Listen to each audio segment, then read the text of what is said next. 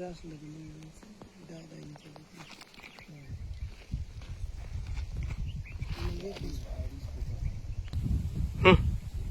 शेतकरी बंधूंनो, आपण आज मोजे बोरगाव खडक येथे रुंद सरीवरंबा पद्धत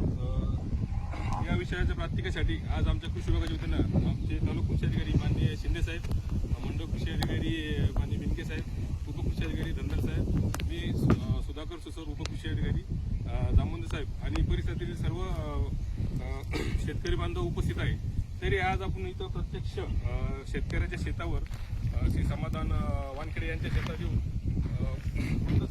ट्रॅक्टरवर प्रत्यक्ष बेड पाडून प्रात्यक्षिक यावेळी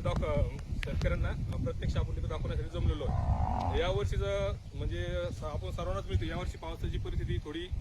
पाऊस अल्निनोचा असर असल्यामुळं थोडं पावसाचा अंदाज हवामान खात्याने 88 ते 90% सांगितलेला आहे आणि आपले काही प्रायव्हेट हवामान तज्ज्ञ पण यावर्षी पावसाला कमी जास्त सांगत असल्यामुळं सर्व शेतकरी बांधवांनी या पद्धतीचा अवलंब करावा जशी आमच्या कृषी विभागाच्या वतीनं सर्वांना विनंती आहे. तर आज आपण इथं बघितलं या अवजाराच्या माध्यमातून 4 फुटाचा आपण एक बेड तयार केलेला आहे. यामध्ये आपल्याला हे 4 फुटाच्या बेडवर आपण सोयाबीन,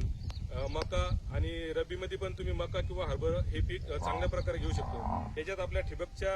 मध्यभागी 2 फुटावर आपण नळी टाकून घेतली, त्याच्या दोन्ही साईडला अर्धा फूट सोडून इकडून 1 तास आणि इकडून 1 तास म्हणजे एका नळीवर आपण सोयाबीनचे 2 तास घेऊन दोन्ही साईडला अर्धा फूट जागा सुटणार आहे आपल्या बेडच्या आणि मधात ही सरी असणार आहे. त्याच्यामुळं आपला हवाही खेळती राहील आणि झाडांची संख्या व्यवस्थित मॅनेजमेंट राहील आणि जर जास्त पाऊस झाला तर या सरीच्या माध्यमातून आपला जास्त झालेला पाऊस या माध्यमातून निघून जातो आणि जर सांगितल्याप्रमाणे पावसात जर ताण पडला तर ह्या वाफ्यावरच्या पिकाला जे साधारण शेतात आपलं पाणी पीक 8 दिवस जर धरू शकतो तर आपलं गादी वाफ्यावरचं पीक हे 15 ते 20 दिवसापर्यंत आपण त्याला ताण सहन करू शकतो. त्यासाठी सर्व शेतकरी बांधवांनी या पद्धतीचा अवलंब करावा यांची कळकळीची धन्यवाद.